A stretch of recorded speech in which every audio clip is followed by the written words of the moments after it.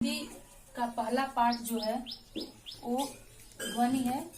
किताब का नाम है बसंत, पाठ का नाम है ध्वनि और इसके लेखक हैं सूर्यकांत त्रिपाठी निराला, जिनका जन्म हुआ था 11 फरवरी 1896 और मृत्यु हुआ था 15 अक्टूबर 1961 ईस्वी में। चलिए पाठ की शुरुआत करते हैं। अभी न होगा मेरा अंत। कवि सूर्यकांत त्रिपाठी निराला जी कहते हैं कि अभी उनके जीवन का अंत नहीं होगा। क्यों? क्योंकि अभी अभी उनके जीवन रूपी वन में बसंत रूपी सवेरा आया है। मेरे अभी ही तो आया है मेरे जीवन में मृदुल बसंत, अर्थात अभी अभी मेरे जीवन रूपी वन में बसंत ऋतु रूपी सवेरा आया है। बसंत ऋतु एक ऐसा ऋतु है जिसमें चारों तरफ हरियाली दिखाई देती है, नए नए पत्ते, कलियां हर तरफ दिखाई देती हैं और देखने में मनोहारी दृश्य लगता है। हरे हरे ए पात। कवि आगे बसंत ऋतु के माध्यम से ही देश के युवाओं को बता रहे हैं। हरे हरे ए पात, चारों तरफ हरियाली फैली हुई है, चारों तरफ हरे हरे पत्ते दिखाई दे रहे हैं, डालियां कलियां कोमल गाछ, और जो डालियां हैं कलियां और कोमल पत्तों से लदी हुई हैं। मैं ही अपना स्वप्न मृदुल कर फेरूंगा निद्रित कलियों पर। कवि कहते हैं कि मैं ही अपने स्वप्न को साकार करने के लिए इन अलसाई नींद में सोई हुई कलियों पर अपना हाथ फेरूंगा और उन्हें जगाने का प्रयास करूंगा। जगह एक प्रत्युष मन और इस तरह से एक नए सवेरा लाकर दिखाऊंगा। दूसरे सेंस में कवि युवाओं को बताना चाहते हैं, जो युवा हताश हैं, निराश हैं जीवन से, उनको उनका लक्ष्य नहीं दिखाई देता, उन युवाओं का पैराग्राफ। पुष्प पुष्प से तंद्रालस लालसा खींच लूंगा मैं, अपने नव जीवन का अमृत सहर्ष सींच दूंगा मैं। तंद्रालस का मतलब होता है नींद से अलसाया हुआ। अमृत का मतलब होता है सुधा या सुधा। अमृत मतलब सुधा ही होता है। सहर सींचना मतलब सिंचाई करना। पुष्प पुष्प से तंद्रालस लालसा खींच लूंगा मैं।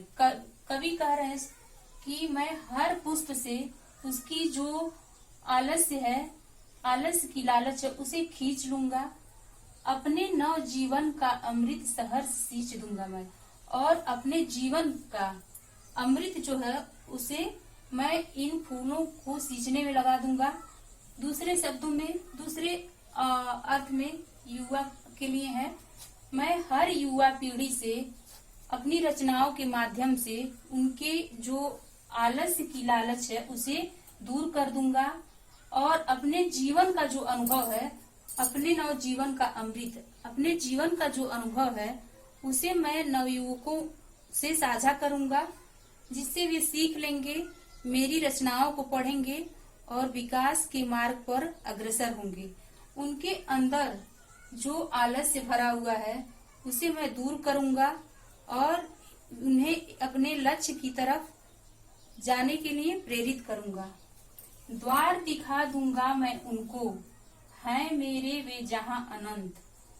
कवि कह रहे हैं मैं उन सभी फूलों को उनका जो उद्देश्य है उन्हें प्राप्त करा दूंगा और मेरे जीवन का उद्देश्य भी यही है ताकि वे जागरूक हों। युवाओं को जागरूक करने के लिए कवि कहते हैं द्वार दिखा दूंगा मैं उनको, यही जो अपने लक्ष्य से भटक गए हैं, जो युवा पीढ़ी निरुत्साहित है, उन्हें उत्साह और जोश लाने के लिए कह रहे हैं मैं अपनी रचनाओं के माध्यम से उन्हें नया रास्ता दिखाऊंगा। है वे मेरे जहां अनंत, और मेरे जीवन का जो अनंत लक्ष्य है वो वही है कि देश के युवा पीढ़ी अपने लक्ष्यों की ओर बढ़े और अपना कार्य करें।